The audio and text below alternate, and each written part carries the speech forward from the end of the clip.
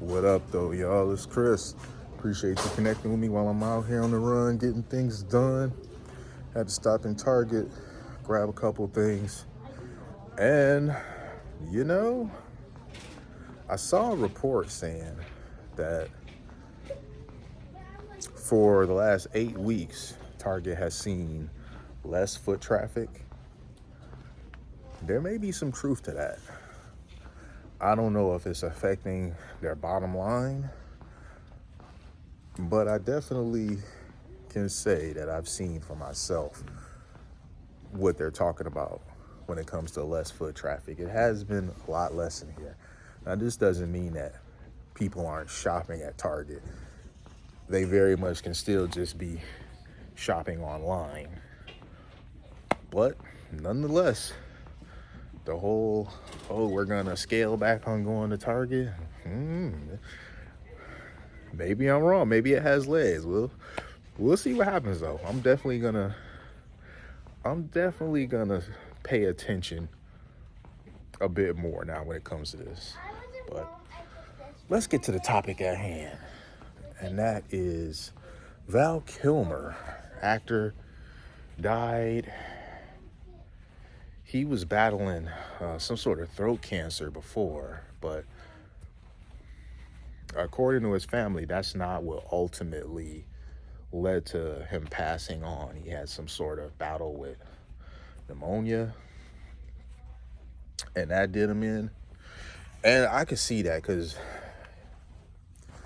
one of the reasons why I try to stay as healthy as I possibly can, and even then, you can stay as healthy as you desire, but it doesn't change that there still may be some ailment, some unforeseen ailment that is going to compromise, your current good health. But when you aren't overall in general good health, things that your body would normally be able to very capably fight back on is just not able to. If you're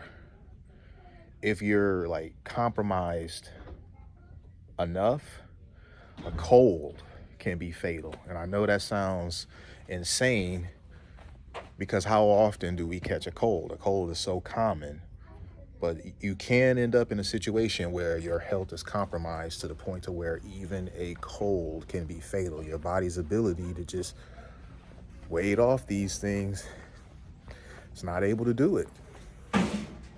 Look, Val Kilmer, he wasn't one of my favorite actors. He was one that I respected, though. He's in 2 movies that I really enjoy a lot. Well, more than that. But the 2 that immediately come to mind are the Top Gun movies. He played a really fun character in the first movie. In the second movie, he reprised that role. And the second movie, I liked his character even more because, all right, in the first movie, him and Tom Cruise's characters, Iceman and Maverick, they were rivals. They become friends towards the end of the movie because of a dogfight they end up in, and just the way they was out there fighting for their lives. This became a friendship. And when you watch the second movie, which is like 34 years later, you see that friendship that they forged persists. I was so happy that he had a part in that second movie. And I really dug that they wrote into the movie, into his character in the movie, that he was struggling with the throat cancer. That scene where Maverick goes to his house to see him, because I watched both movies again, after learning of his passing. That scene where at first he's speaking to him, through typing to get his message across, and then he gets up and he speaks, with a raspy voice, saying that and I don't want to misquote it, but he's saying that you know, the Navy needs Maverick. That's why I fought for you. That really hit, man. Like, that scene, it really did hit. It hits different, especially, like, you know, they get up and they do the embrace, because I don't know, man. It was like the actors themselves. This was an emotional moment for them. This was beyond acting, you know. So that scene, it really did hit. And now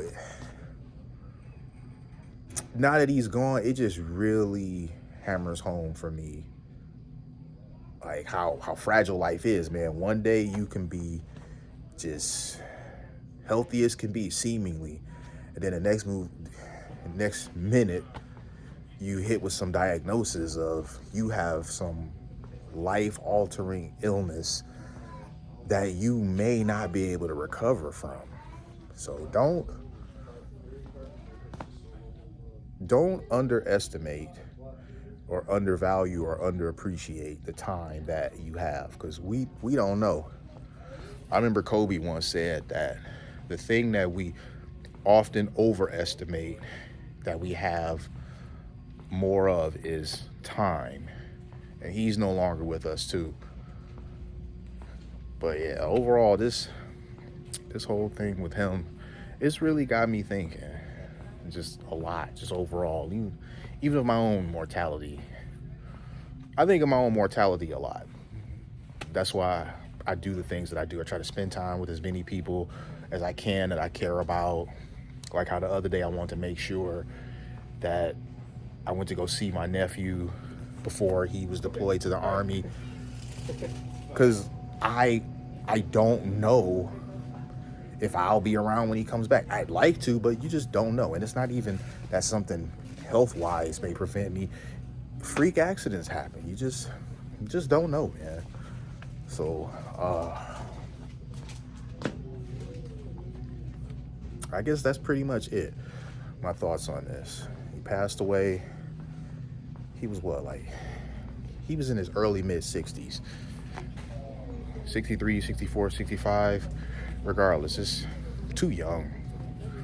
Entirely too young. I don't want to pass away in my 60s. I'd like to pass away in my 90s like my grandfather did. I'm doing my best to get there, you know. But let me know what you guys think in the comments. I'll holler at y'all soon. Peace.